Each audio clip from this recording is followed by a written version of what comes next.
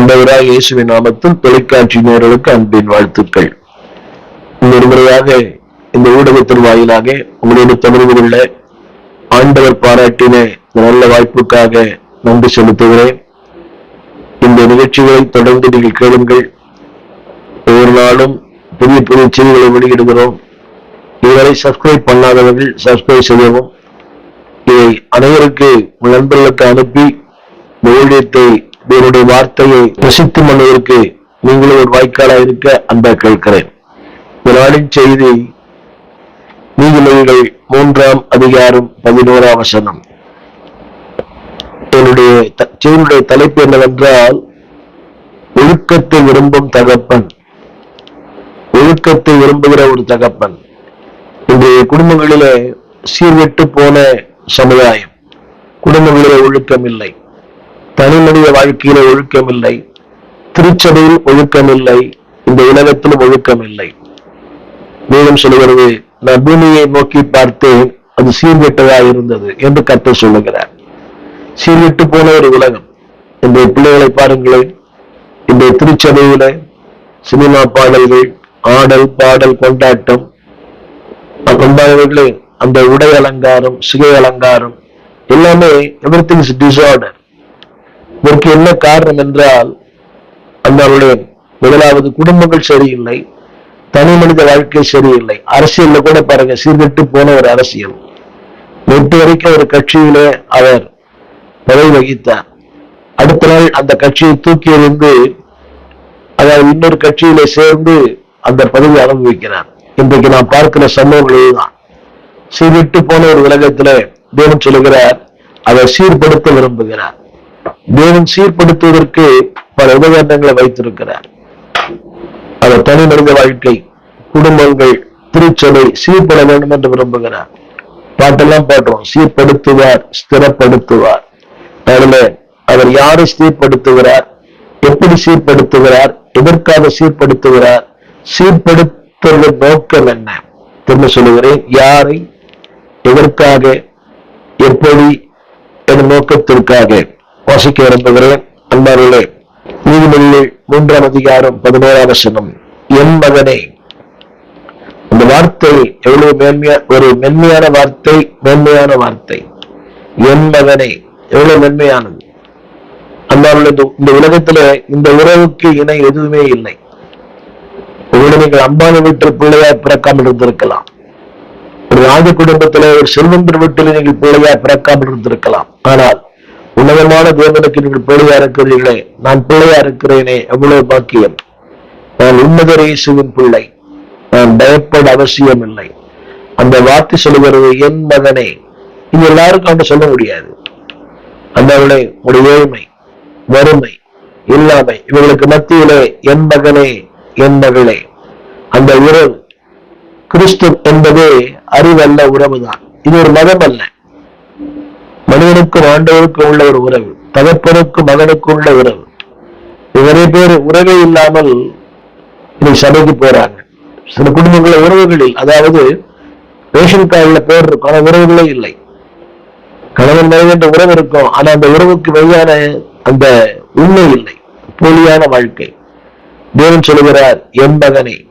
அடுத்த வார்த்தை, நீ கர்த்தருடைய சிட்சையை அற்பமா எண்ணாதே. அடுத்த வார்த்தை, அவர் கடிந்து கொள்ளும் போது சோர்ந்து போகாதே. பலனை கேட்டிருக்கலாம். 2 வார்த்தை. யாரை கடிந்து கொள்ளுகிறார், எதற்காக கடிந்து கொள்ளுகிறார், எப்போது கடிந்து கொள்ளுகிறார்? அவர் யாரை கடிந்து கொள்கிறார் என்று சொன்னால், எல்லாரையும் அல்ல, தன் பிள்ளைகளை மட்டும்தான். ஒரு தகப்பன் இருக்கிறான், அவன் அடுத்த வீட்டு பிள்ளைகளை அவன் கண்டிக்க முடியாது. சொந்த வீட்டு பிள்ளைகளையும் நீ கண்டிக்க முடியாத காலகட்டங்கள், பயமுறுத்துகிற பிள்ளைகள் இதுக்கெடுத்தாலும் ஆசிரியர் கண்டிக்க முடியவில்லை. இந்த காலகட்டத்தில் விசுவாசிகளை கண்டிக்க முடியவில்லை, எதிர்வினை ஆற்றுகிறார்கள். இதே சபை வெளிநடப்பு, இந்த சபை ஆரம்பிக்கப்படுது. அதாவது தேவன் சொல்கிறார், நான் உன்னை சிக்ஷிக்கும் போது, 2வது கடிந்து கொள்ளும் போது. இன்னைக்கு யாருமே கடிந்து கொள்ள விரும்புவதில்லை. எல்லாரும் சொல்லுகிற குற்றச்சாட்டு, என்ன பாஸ்டர் திட்டுறாரு, என்ன பாஸ்டர் தாக்குறாரு. அன்பார்களே, இது எவ்வளவு அற்புதமான வார்த்தை. ஒரு ஊழியன் தாக்குவதற்காக அவன் கசாப்படக்காரன் இல்லை, அவன் மேய்ப்பன். புல்லிடங்களிலே மேய்த்து அமர்ந்த தண்ணீரங்களை கொண்டு போகிறவன். Is not a butcher, is a shepherd. அந்த பார்வையோடு நிறைய பேர் பார்க்கிறாங்க, என்ன தாக்குறார். அந்த தாக்குதலுக்கு நீங்கள் அதாவது உட்பட்டிருக்கிறதால உங்களை பாதிக்கிறது. அது தாக்குதலுக்கு நீங்கள் வெளியே இருந்தால் உங்களை தாக்க வேண்டிய அவசியம் இல்லையே. ஆண்டவருடைய வார்த்தை சொல்லுகிறது, கவனிங்கள். ஏன் ஆண்டவர் நம்மை சிக்ஷிக்கார் சொன்னால், நம்மை ஒழுங்குபடுத்த விரும்புகிறார். கவனிங்கள், சீர்படுத்த விரும்புகிறார். இட் மஸ்ட் பி, அது ஒரு கட்டாயம். ஆங்கிலம் சொல்லப்பட்டது இட் இஸ் நெசசரி. தமிழில் அந்த எபிரேய பட வார்த்தை இருக்கிறது, எபிரேய படம். இது ஒரு கட்டாயம். ஏன் எல்லாரும் சிக்ஷிக்கிறது இல்லையே? நீங்க எல்லாருக்கும் இருக்க ஒரு பெரிய கேள்வி. உலக மனுஷன் நல்லா இருக்கிறான், தேவனுடைய மனுஷன் துன்பப்படுறான். ஏன் தெரியுமா? உன்னை ஒழுங்குபடுத்த விரும்புகிறார், உன்னை சீர்படுத்த விரும்புகிறார். இந்த ஷூ எவ்வளவு பாலிஷ் போடணுமோ அவ்வளவு அது மினுமினுப்பு. அதே போல இந்த நகைகள் பாலிஷ் போடுறாங்க இல்லைங்களா, அது இன்னும் மெருகேற்றப்படுகிறது. ஆண்டவர் உன்னை மெருகேற்ற விரும்புகிறார், உன்னை இன்னும் பிரகாசமுள்ள ஒரு மனிதனாய் மாற்றும்படி விரும்புகிறார். அந்த வார்த்தை சொல்லுகிறது. இரண்டாவது சொல்ல விரும்புகிறேன், ஆண்டவர் நம்மை காயப்படுத்த அல்ல, காயப்படுத்துறதுக்காக ஒரு ஊழியர் யாரும் திட்டுறதில்லை. இன்னைக்கு எல்லாரும் சொல்றாங்க காயப்படுத்துறார். இல்லை, இதை கேட்டுக்கொண்டு அன்பு விசுவாசிகளை, ஒரு ஊழியன் காயப்படுத்துவது இல்லை. ஒரு தகப்பன் தன் பிள்ளைகளை காயப்படுத்தவும் மாட்டான். கரெக்ட் பண்றதை இன்னைக்கு நிறைய பேர் காயப்படுத்துன்னு சொல்றாங்க. ரொம்ப காயப்படுத்திட்டாரு. இல்லை, குடும்பங்களே பாருங்களேன், ஒரு கணவன் மனைவி கரெக்ட் பண்றாரு, உண்மையா மனைவி சொல்றாங்க எனக்கு காயப்படுத்திட்டீங்க. அதே போல பிள்ளைகள் கூட என்ன ரொம்ப காயப்படுத்திட்டாரு எங்க அப்பா, விசுவாசிகள் எங்க பாஸ்டர் என்ன காயப்படுத்தார். இட் இஸ் நாட் காயப்படுத்துவதல்ல, உங்களை கரெக்ட் பண்ணுவது. அது நிறைய புரிந்து கொள்ள வேண்டும். உங்களை காயப்படுத்தி ஒரு ஊழியனுக்கு என்ன லாபம்? இல்ல, காயப்படுத்துவதல்ல நோக்கம். விரும்புகிறேன். அத ஏன் சிக்ஷிக்கிறேன்னு சொன்னால், உங்கள் மேல் உள்ள அக்கறையினால சிக்ஷிக்கிறேன். அது எழுதப்பட்டிருக்கிறது, என்னவனை நான் நேசிக்கிற என் புத்திரன். Because God loves you. நீங்கள் சிக்ஷை இல்லாதிருந்தால் நீங்கள் வேசியின் பிள்ளைகளாக இருப்பீர்கள் என்று திருமறை சொல்லுகிறார். எனவே உங்களுக்கு God loves you. என்ன நினைக்கிறாங்கன்னா, ஆசீர்வாதம் தான் கர்த்தர் அன்பு கூறுகிறார் என்பதற்கு பொருள் அல்ல. என் சோதனை நேரங்கள், என் பாடுள்ள நேரங்கள், அதுதான் உருவாக்கும் நேரங்கள், என் பரீட்சை நேரங்கள். That is a time that God wants to make you. தேவன் சொல்லுகிறார், தன்னை உருவாக்க விரும்புகிறேன், உன்னை பயன்படுத்த விரும்புகிறேன். அந்த வார்த்தை இப்படி சொல்லப்பட்டிருக்கிறது. அது அந்த வார்த்தை ரெண்டு வார்த்தை வருது. புத்திரன், இரண்டாவது யாரிடத்தில் அன்பு கூறுகிறாரோ அவரை சிக்ஷிக்கிறார். இன்னொன்று சொல்லுகிற, எல்லா சிக்ஷைகளும் பாவத்தால் உண்டானது அல்ல, அதை புரிந்து கொள்ள வேண்டும். வசனத்தை படிச்சு பாருங்க. எவரிடத்தில் அன்பு கூறுகிறார். சில சிக்ஷைகள் பாவத்தால் வருகிறது, அறியாமையால் வருகிறது, ஆசையினால் வருகிறது, அவசரத்தால் வருகிறது. வேறு குடும்பங்கள்ல பாருங்க, திருமணங்கள், அவசரமான திருமணங்கள், அர்த்தமே இல்லை, அர்த்தமற்ற திருமணங்கள். என்ன இருக்கு கொஞ்ச நாள்ல புரியுது.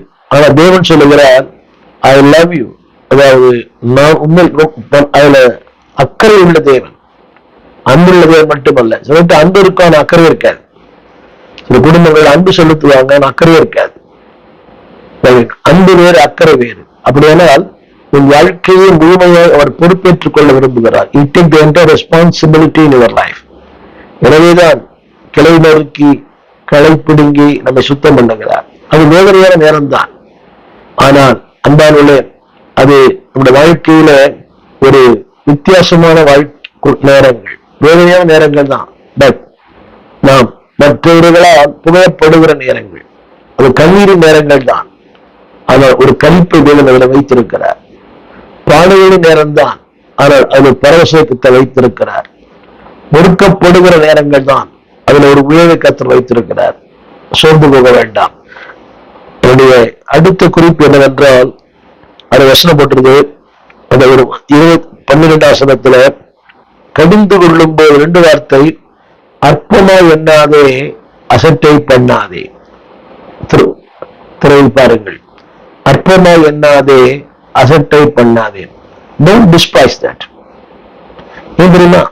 நீ உன்னுடைய ஒழுக்கத்தை விரும்புகிறார், நீ உயர்த்தப்பட வேண்டும் என்று விரும்புகிறார், உன்னை குறித்த தேவசத்தை நிறைவேற வேண்டும் என்று விரும்புகிறார். His plan should fulfill in your life. அவருடைய நோக்கம் உன் வாழ்க்கை நிறைவேற எங்கே ஓடினாலும் உன்னை விடவே இல்லை. உன் வாழ்க்கை உண்மை. உன் ஆரம்ப வாழ்க்கையில் இயேசு அவளை வெளியே ஏற்றுக்கொள்ளவில்லை. இந்த 17வது வயதில் இயேசு ஏற்றுக்கொண்டேன். ஒரு இந்து நண்பர் மூலமாக பள்ளியில படிக்கும் போது, என்னுடைய SSLC பள்ளியில படிக்கும் போது ஒரு இந்து நண்பர் மூலமா இயேசு ஏற்றுக்கொண்டேன். அவர் சீக்கிரம் இயேசு ஏற்றுக்கொள்ளல.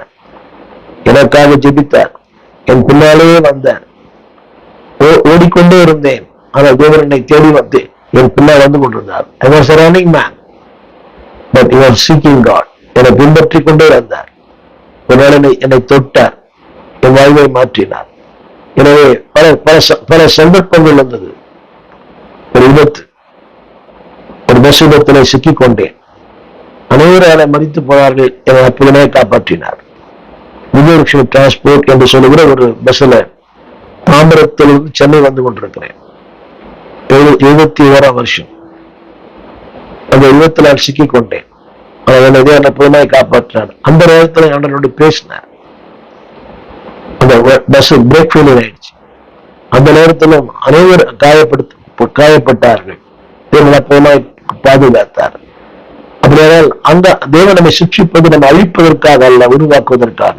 Not to break you, but to make you. ஒரு 3 குறிப்புகளை நான் சொல்ல விரும்புகிறேன். ஒரு தகப்பனுடைய ஆசை தன் பிள்ளைகள் ஒழுக்கம் உள்ளவர்களாய், சமுதாயத்தில் பெயர் சொல்லப்படுகிறவர்களாய், நிம்மதி மிக்கவர்களாய் இருக்க வேண்டும் என்று எல்லா தகப்பனையுமே விரும்புகிறார்கள். இந்த தகப்பனைத்தான் விரும்புகிறார். Want to prove you. அவருடைய பிள்ளை என்று நிரூபிக்க விரும்புகிறார். உன்னை பெருக பண்ண விரும்புகிறார். உன்னை வாழ வைக்க விரும்புகிறார். நீ பேசும் பொருளாய் மாற வேண்டும் என்று விரும்புகிறார். நான் சொல்லியிருப்பேன். prove you, protect you, and அவருடைய produce you, உன்னை pronounce you, நீ பேசும் பொருளாக prove you, protect you, pronounce you, நீ பேசும் பொருளாய் மாற வேண்டும் என்று கத்த விரும்புகிறார். இன்னைக்கு எத்தனையோ பேர் நம்முடைய தேசத்திலே பேசும் பொருளாக இருக்கிற அந்த ஊழியத்துல எத்தனையோ மக்கள் இருக்கிறார், பேசும் பொருளாக இருக்கிறார்கள். அவர்களுக்காக நன்றி.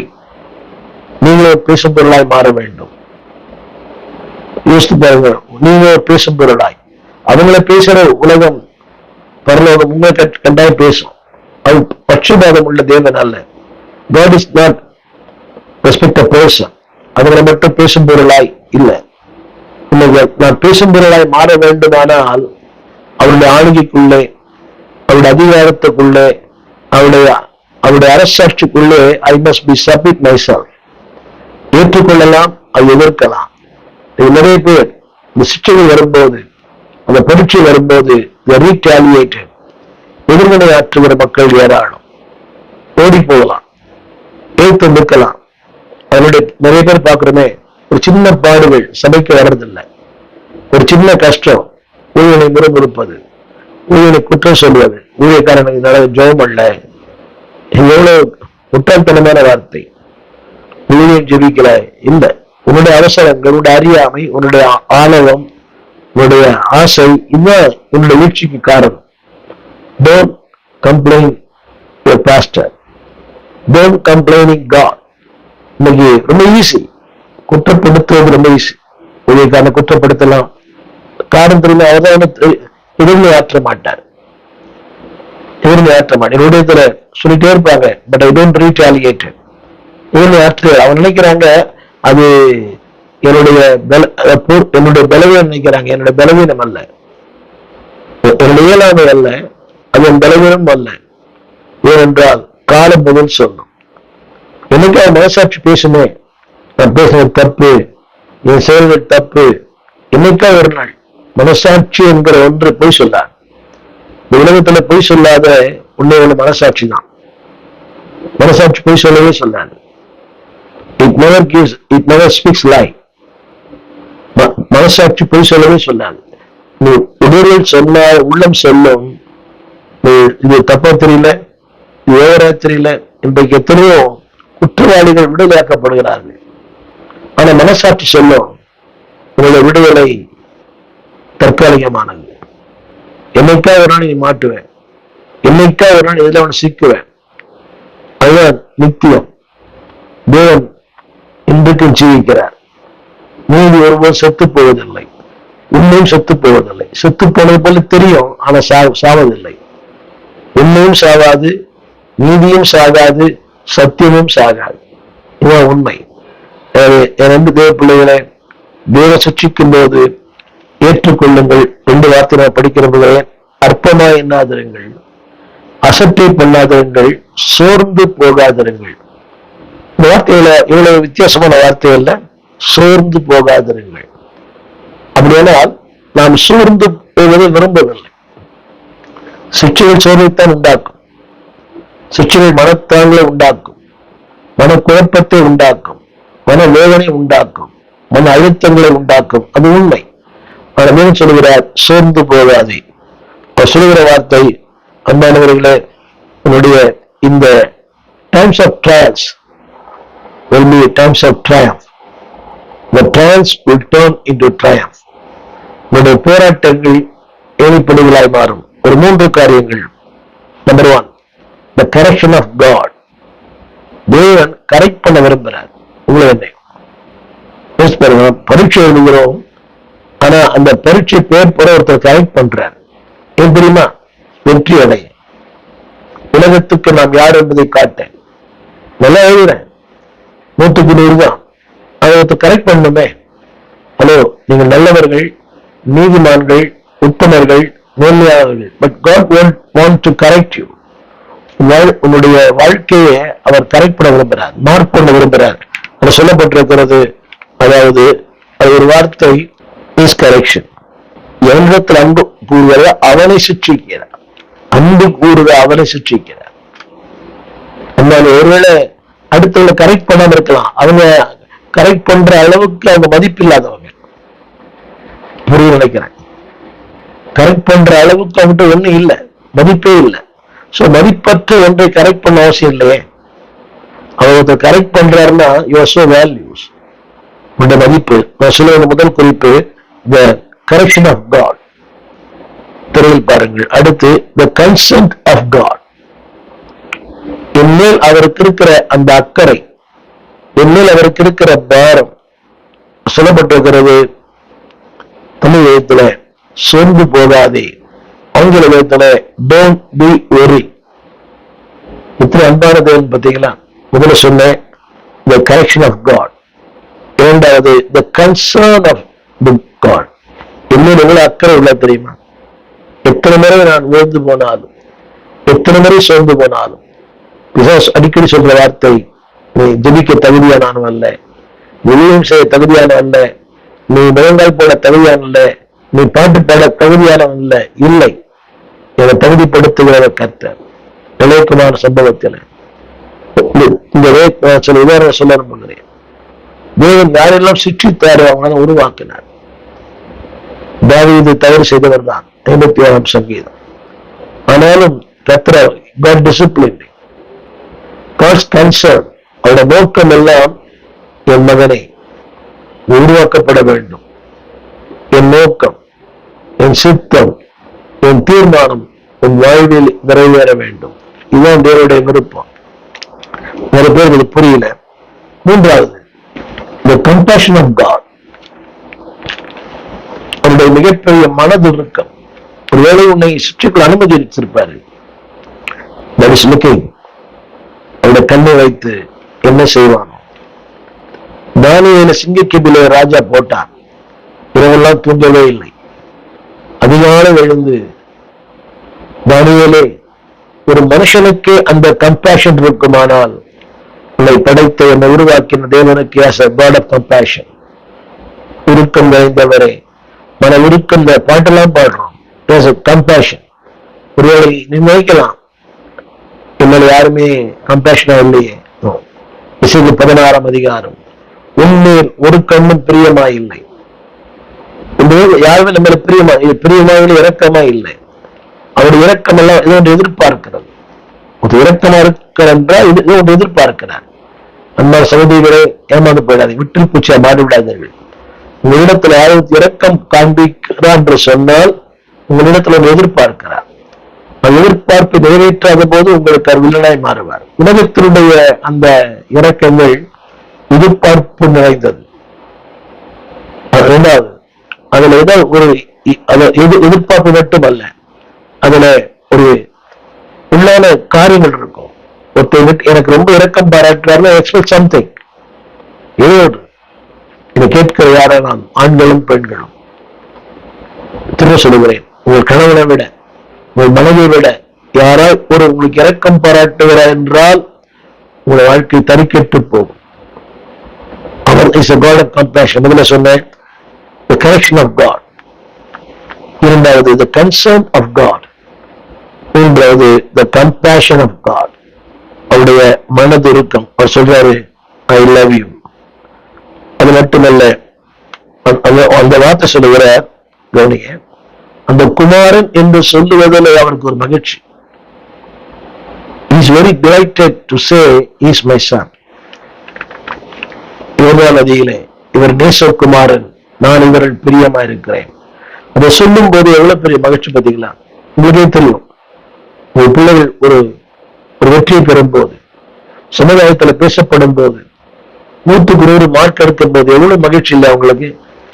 அவங்களும் திட்டிருப்பீங்க, படிக்கல, ஊர் சுத்துற, கரெக்ட் பண்ணிருப்பீங்க. ஆனால் அவன் அந்த மேலே நிற்கும் போது, அந்த பரிசை வாங்கும் போது, அவனுடைய புகைப்படம் டிவியில வரும்போது, செய்தித்தாள வரும்போது எவ்வளவு பெரிய மகிழ்ச்சி. உங்கள் பிள்ளைகள் மேடையில கர்த்தரை ஆராதிக்கும் போது, ஒரு பிள்ளைகள் மேடையில சாட்சி சொல்லும் போது, ஒரு பிள்ளைகள் மேடையில கர்த்தரை ஊழியம் செய்யும் போது, ஏதோ ஒண்ணு ஒரு சேர்க்கை வாசிக்கிறாங்க, பாட்டு பாடுறாங்க, இவ்வளவு சாட்சி சொல்றாங்க, எவ்வளவு பெரிய சந்தோஷம் இல்லையா? சண்டே ஸ்கூல்ல பிள்ளைகள் டான்ஸ் ஆடுது, பெற்றோர்கள் எவ்வளவு பெரிய சந்தோஷம், பூரிப்பு. என் பிள்ளை வசனம் பேசுது, என் பிள்ளை பாட்டு பாடுது. அப்படியான அன்பானுடைய God delights in your corrections. உங்களுடைய அந்த சிற்றையில் அவர் துக்கப்படுகிறார், அதே வேளையில அவர் மகிழ்ச்சி அடைகிறார். ஏன் தெரியுமா?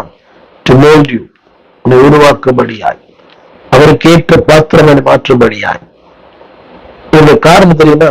1 கொரிந்தியர் 11ஆம் அதிகாரம் 32ஆம் வசனம். 32ஆம் வசனம். ஏனென்றால் நியாயத்தீர்ப்பு நாளிலே நீங்கள் உலகத்தாரோடு கூட தண்டிக்கப்படக்கூடாது. கவனியுங்கள், நியாயத்தீர்ப்பு நாளிலே நீங்கள் உலகத்தாரோடு கூட தண்டிக்கப்படக்கூடாது என்பதற்காகவே இந்த பூமியிலே உங்களை சிக்ஷிக்கிறார். உலகத்தாரோடு தண்டிக்கப்படக்கூடாது, அதே விரும்பல. உலகத்தை தண்டிக்கப்படலாம், என் பிள்ளை எப்படி தண்டிக்கப்படுவது?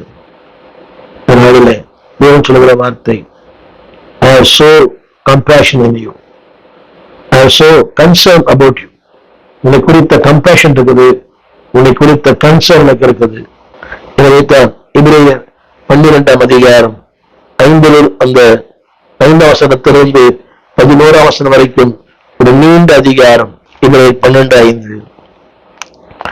இது கூட, அன்றியும் என் மகனை கர்த்தருடைய சிட்சை அற்பமா எண்ணாதே, அவரால் கடிந்து கொள்ளப்படும் போது சொந்து போகாது, திரும்ப அவை நினைப்பூட்டுகிறார். God declared and God remains. பிரகடனப்படுத்தினார், நினைப்பூட்டுகிறார். God declares and God remains. அது மட்டுமல்ல, எவரிடத்தில் அன்பு கூறுகிறாரோ, அடுத்து நிறைய போட்டுருவாங்க, நிறைய. 1ஆம் வசனம், 8ஆம் வசனத்தில், அப்படி இல்லாவிட்டால் நீங்கள் வேசி பிள்ளைகளா இருப்பீர்களே. 9ஆம் வசனம், நம்முடைய சரீரத்தின் தகப்பன்மார்கள் நம்ம சிக்ஷிக்கும் போது அவனுக்கு நாம் அஞ்சி நடந்திருக்க நாம் பிழைக்கத்தக்கதாக ஆவியின் பிதாவுக்கு மிக அதிகமாக அடங்கி நடக்க வேண்டும் அல்லவா? யாரும் அடங்குறதே இல்லை. சொல்லுவாங்கல்ல, அடங்கா போயிடாரி, மனைவி அடங்குவதில்லை, நிறைய குடும்பங்கள்ல பிள்ளைகள் அடங்குவதில்லை, விசுவாசிகள் அடங்குவதில்லை, ஒரு இயக்கம் உயிர் அடங்கி போவதில்லை. எல்லாருக்குமே அந்த இண்டிபெண்டன்ட் ஸ்பிரிட். ஒரு தலைவர் சொல்லுகிறார், நான் சொல்லி ஒருத்தர் கேட்கவில்லை, ஒரு மிகப்பெரிய ஸ்தாபனத்தின் தலைவர் சொல்லுகிறார், இல்லையா உங்க ஊழியர்களே கூட்டத்துக்கு வர மாட்டேன்றாங்க, ஒரு ஊழியர் கூடுகை, ஒரே ஸ்தாபனத்தின் தலைவர், மிகப்பெரிய ஸ்தாபனத்தின் தலைவர், என்ன ஊழியர்களை காணுமே, யாரும் என் பேச்சு கேட்க மாட்டான், எல்லாருக்கும் வசதி வாய்ப்புகள் வந்துருச்சு. அது இன்டிசிப்ளின் லைஃப். திரும்ப சொல்லுகிறேன், நீங்கள் எதை விதைக்கிறீர்களோ உங்கள் காலத்தில் இன்னைக்கு இல்ல 40 ஆண்டுகள் கழித்து அதை அறுப்பீர்கள். சில பேருக்கு புரியல, ஒண்ணு நடக்கலையே, ஒண்ணு ஆகலையே. நிச்சயம் சொல்லுகிறேன், 20-30 ஆண்டுகளுக்கு பிறகு ஒரு காலதாமதமானால் கட்டாயம் இருப்பீர்கள். அது வரைக்கும் நீ விஜயரோடு இருப்பீர்கள். இது உண்மை, சத்தியம், சத்தியம். அது போய் வாழ்க்கை முடியாது. ஏன்னா அவர் துக்கப்படுத்தணும்ல ஒரு ஊழியனை, ஒருத்தர் துக்கப்படுத்திருப்பீங்க யாரே ஒருத்தர். சோ நீங்கள் துக்கப்படுகிற அந்த நாள் வரைக்கும் கர்த்தர் வைத்திருப்பார். இதை நீ ஏற்றுக்கொண்டாலும் ஏற்றுக்கொள்ளாவிட்டால் இது உண்மை. ஏனென்றால் நீதி உள்ளவர். நீங்க துக்கப்படுத்திருப்பீங்க. நீங்க துக்கப்படுற அளவுக்கு ஒரு நாள் சூழ்நிலைகள் வரும். என் வாழ்க்கையை நான் பார்த்திருக்கிறேன். குடும்பங்களிலே பார்த்திருக்கிறேன், உறவுகளிலே பார்த்திருக்கிறேன், மருமகளை கொடுமைப்படுத்திய மாமியாரை பார்த்திருக்கிறேன். ரொம்ப கஷ்டப்பட்டு மறித்த மாமியார்கள். அதே போல கணவனை துக்கப்படுத்தின மனைவிகளை பார்த்திருக்கிறேன். ரொம்ப கஷ்டப்பட்டு மனைவி மறித்தார்கள். அதே போல மனைவியை கஷ்டப்படுத்தின கணவனையும் பார்த்தேன். ரொம்ப கஷ்டப்பட்டு கணவன் மறித்தார். அது இதுதான் உண்மை. எதை விதைக்கிறோமோ அதை அறுப்போம்.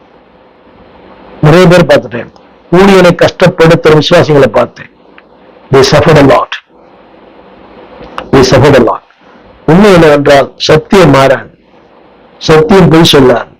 எதை விதைக்கிறோமோ அதை அறுப்போம். நிச்சயமா உங்கள் காலத்துல நீங்கள் அறுப்பீங்க, உங்க பிள்ளைகளை அறுப்போம். நிறைய ஊழியக்கார பிள்ளைகளை நீங்க பாக்குற, அவங்களுக்கு ஊழியமே இல்லை, உங்களுக்கு ரட்சிப்பே இல்லை. ஏன்னா அப்பா பண்ண தவறுகள் பண்ணல. நிறைய காசு வந்துச்சு. மிஸ்யூஸ். Luxurious life. பிள்ளைகளுக்கு இன்னைக்கு ஊழியமே இல்லை, குறைவாம இருக்கிறாங்க பிள்ளைகள்லாம். நம்பி தேவ பிள்ளைகளை பி கேர்ஃபுல். சொல்லுகிறேன், the compassion of God வசனம் சொல்லுகிறது. எனவே தற்காலத்தில் சந்தோஷமா இருக்காது, துக்கமா இருக்கும். பிற்காலத்து 2 காலம் இருக்குது, தற்காலம் பிற்காலம். அது நீதியாகிய பலனை தரும். எனவே don't give up. இதுவும் சொல்லுகிறது, உங்கள் கைகளை, உடைய முழங்கால்களை நீங்கள் நிமிர்த்துங்கள், செவைப்படுத்துங்கள். அன்பான தேவ பிள்ளைகளே, don't give up. Don't just quit. விட்டுறாதீங்க, தொடர்ந்து பண்ணுங்க. உண்மைதான், நம்முடைய கண்கள் எல்லாமே பார்க்குது. 73ஆம் சங்கீதம், மரணப்படும் வருத்தத்தில் அகப்படார்கள், பெருமை சரப்பணியை போல மூடிக்கொள்ளுகிறது. துக்கமே இல்லை, கண்ணீரே இல்லை, வேதனையே இல்லை. அவங்கள பார்க்காதீங்க, கர்த்தரை மட்டும் பாருங்க. கீழே உள்ள கோடிக்கணக்கான மக்கள் உங்களோட மோசமா இருக்கிறாங்க. கர்த்தரை பாருங்க. உங்களுக்கு ஒரு வீடு, உங்களுக்கு ஒரு படுக்கை, உங்களுக்கு ஒரு குடும்பம், உங்க மேல ஒரு மேற்கூரை இருக்குது. அது இல்லாம எவ்வளவு பேர் இருக்காங்களே. படுக்கை இல்லை, மேற்கூரை இல்லை, அடுத்த இன்னும் ஆதாரம் இல்லை. ஆனால் திரும்ப சொல்லுகிறேன், the correction of God. இரண்டாவது the concern of God. மூன்றாவது the compassion of God. இந்த வேத புஸ்தகத்தில் தேவனால் சிக்ஷிக்கப்பட்ட சில தேவர்கள் இருக்கிறார்கள். தாவீது 2 சாமுவேல் புஸ்தகம் 15-16 இந்த அதிகாரங்களை வாசிக்கும் போது தாவீது மிகவும் நெருக்கப்பட்டான், எல்லாம் இழந்து போனான். ஆனால் 16ஆம் வசனத்துல வேதம் சொல்லுகிறது, அன்பான கர்த்தர் பிள்ளைகளே, கர்த்தர் அவனை உயர்த்தினார். அதிகாரம் முடிக்கும் போது இப்படி சொல்லப்பட்டிருக்கிறது, அதிகாரம் முடிக்கும் போது தேவன் அவனுக்கு ஒரு வீட்டை உண்டு பண்ணினார். 15ஆம் அதிகாரத்துல he lost everything. He lost everything. ஒரு வசனத்தை படிக்கிறேன். 15ஆம் அதிகாரம் 16ஆம் வசனம், ராஜாவும் அவன் வீட்டார் எல்லாரும் கால்நடையாய். பார்த்தீங்களா, ராஜாவும் அவன் வீட்டார் எல்லாரும் கால்நடையாய். ஒரு கால ரதத்துல போனவர், இன்றைக்கு ராஜாவும் அவன் வீட்டார். இது ஏற்புடையதா? ஏற்றுக்கொள்ள முடியுமா? இதான் வாழ்க்கை. மேடு பள்ளம், உயர்வு தாழ்வு. ஆனால் அதே தேவன் அவரை உயர்த்தினார். தொடர்ந்து எசேக்கியா, அவனும் சிக்ஷிக்கப்பட்டான்.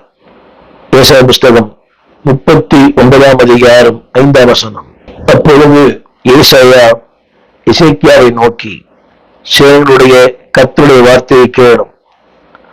சொல்லப்பட்டிருக்கிறது, நாட்கள் வரும், உன் வீட்டில் உள்ளதிலும் உன் பிதாக்கள் இந்நாள் வரைக்கும் சேர்த்ததிலும் ஒன்று மீதி அழைக்கப்படாமல் எல்லாம் பாபிலோனுக்கு கொண்டு போகும். அடுத்தபடியாக உன்னுடைய சந்ததியார் பாபிலோன் ராஜாவின் அரண்மனையில வேலைக்காரராக இருப்பார்கள்.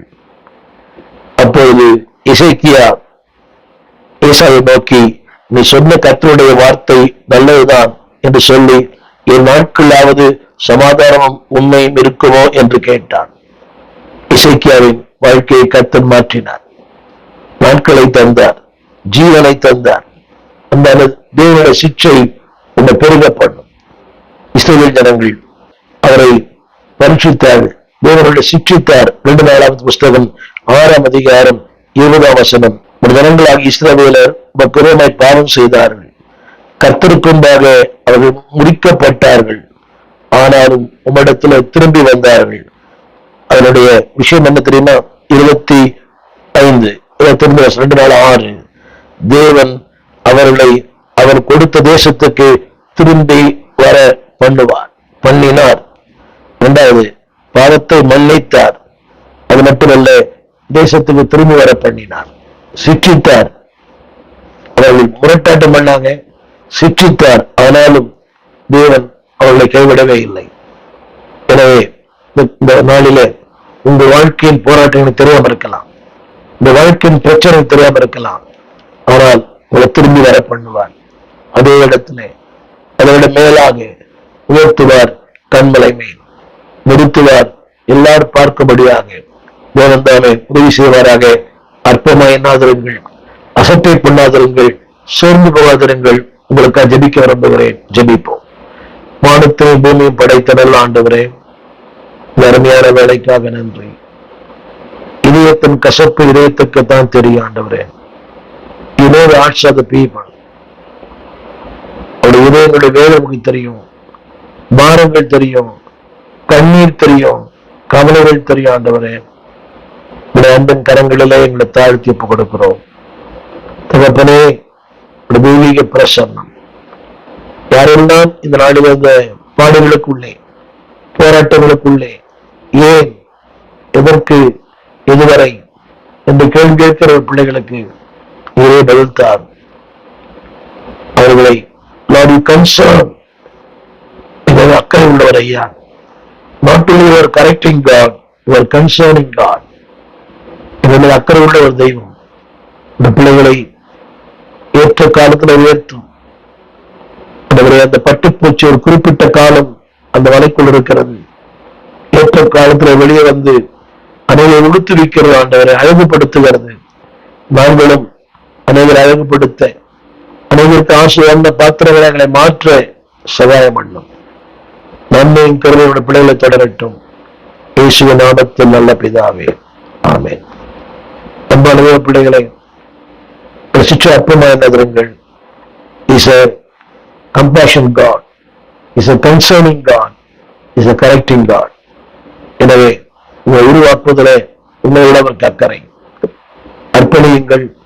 தொடர்ந்து திருச்சபைக்கு ஒழுங்கா போங்க, வேத வாசிங்க, கர்த்தரை விட்டுறாதீங்க. இந்த தேவன் என்றென்றும் உள்ள சதாகாலம் நம்முடைய தேவன் மரண பரியந்தம் நம்மை நடத்துவார். ஆமென். எங்கள் விலாசம்: போதகர் ஸ்டீஃபன் தேவகுமார், திறந்த வாசல் சபை, நம்பர் 65, பரமானந்த தெரு, 7 கிணறு, சென்னை 600001. தொடர்புக்கு 9841839287. மேலும் 0444183330. எங்கள் மின்னஞ்சல் stephenopendor@gmail.com. எங்கள் தேவ செய்திகளை யூடியூப் சேனலில் பார்த்து பயனடையுங்கள். தேவன் உங்களை ஆசீர்வதிப்பாராக.